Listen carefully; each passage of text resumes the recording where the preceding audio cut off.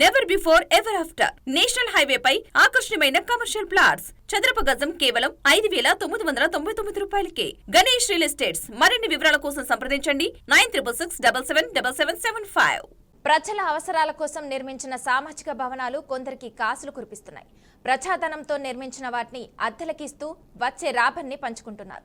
భవనాల నిర్వహణ బాధ్యతను జీహెచ్ఎంసీ గాలికి వదిలేయడం, వివిధ సంఘాల ముసుగులో పెట్టుబడి లేని వ్యాపారం చేస్తూ జేబులు నింపుకుంటున్నారు.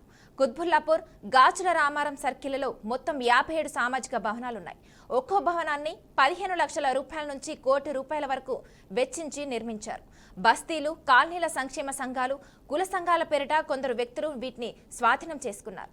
వివాహాలు, షాపులు, టెంట్ హౌస్లు, గోతాంలకు అద్దెలకిచ్చి ఆదాయం పొందుతున్నారు.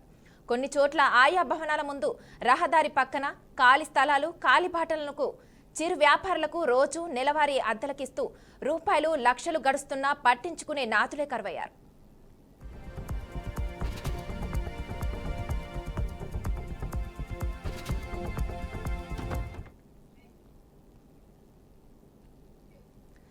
జీహెచ్ఎంసీ కమిషనర్గా దాన కిషోర్ బాధ్యతలు నిర్వహించినప్పుడు భవనాలను కళ్యాణ మండపాలుగా తీర్చిదిద్ది నిర్వహణ బాధ్యతలు పొదుపు సంఘాల వారికి అప్పగించాలని నిర్ణయించారు. పేద, మధ్యతరగతి ప్రజలు నిర్వహించుకునే వేడుకలకు రోజుకు ₹2,500 రుసుము వసూలు చేసి ₹2,000 నిర్వహణకు కేటాయించి మిగిలిన ₹500 పొదుపు సంఘాలకు చెల్లించాలని సర్కిల్ స్థాయి అధికారులను ఆదేశించారు. ఈ మేరకు సర్కిళ్ల వారీగా అధికారులు క్షేత్రస్థాయి పరిశీలన చేసి వివరాలను కంప్యూటర్లో నిక్షిప్తం చేశారు. ఇప్పటి వరకు ఈ ప్రతిపాదన కార్యరూపం దాల్చలేదు. చాలా ప్రభుత్వ పాఠశాలలు, అంగన్వాడీ కేంద్రాలు, మహిళా సంఘాలకు భవనాలు లేవు. కనీసం వీరికి కేటాయించిన కొంత ప్రయోజనం ఉంటుందనే అభిప్రాయం వ్యక్తమవుతుంది.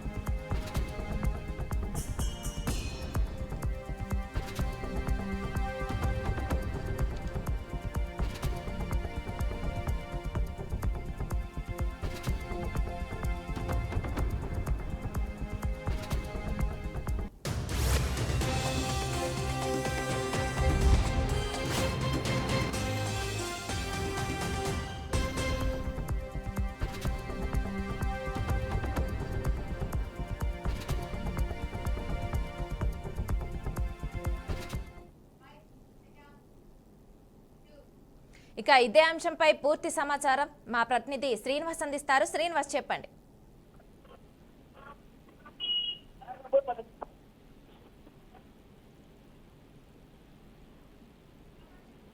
చెప్పండి శ్రీనివాస్.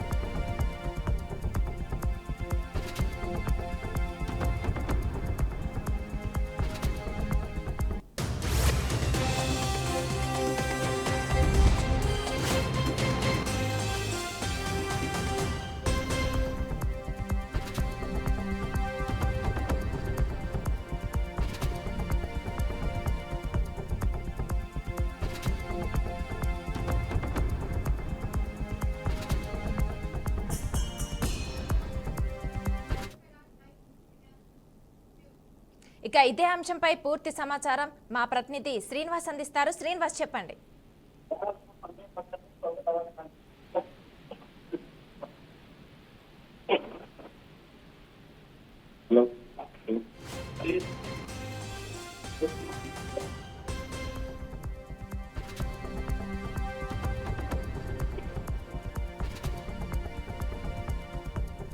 దీనికి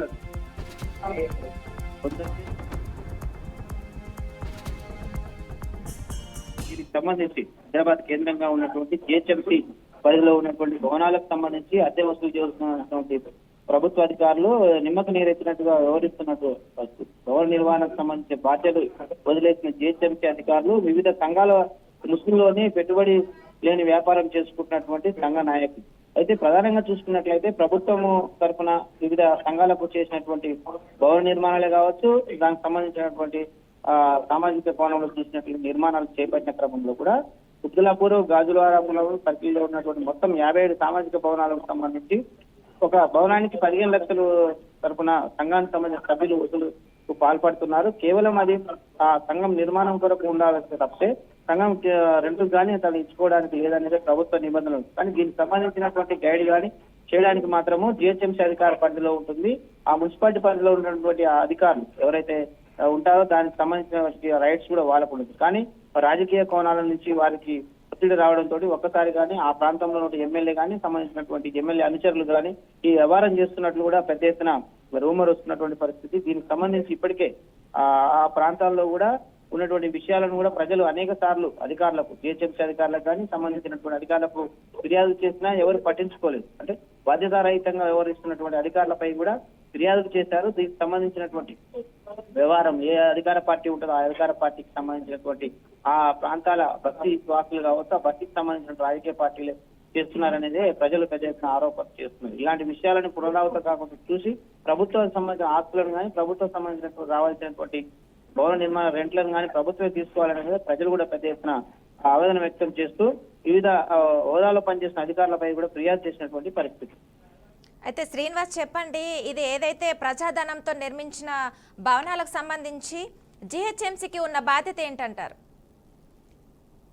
అయితే కోట్లాది రూపాయల వ్యయంతో ఆ సంఘాలు అంటే వివిధ ప్రాంతాలు వివిధ హోదాలో ఉన్నటువంటి అనేక మంది అధికారులకు కానీ దాని నిర్వహణ ప్రభుత్వ అధికారులు ఉంటుంది. కానీ ఆ సంఘాలకు సంబంధించినటువంటి కమ్యూనిటీ హాల్స్ కానీ సంబంధించిన విషయాలు కూడా వారు చేయాల్సి ఉంది. కానీ నిర్వహణ ప్రభుత్వ అధికారులు ఉంటుంది. సంఘానికి సంబంధించిన వ్యవహారాలకు మాత్రమే చూసుకోవాలి. కానీ ఆ సంఘ నిర్వహణలు కాకుండా ప్రైవేట్ వ్యక్తులకు రెంట్ ఇవ్వడానికి ఎలాంటి రైట్స్ ఎవరికీ లేవు.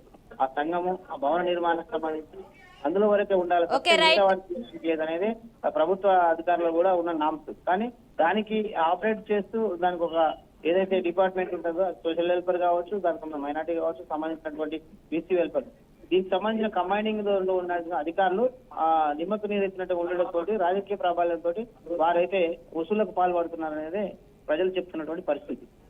Okay, thank you Srinivas.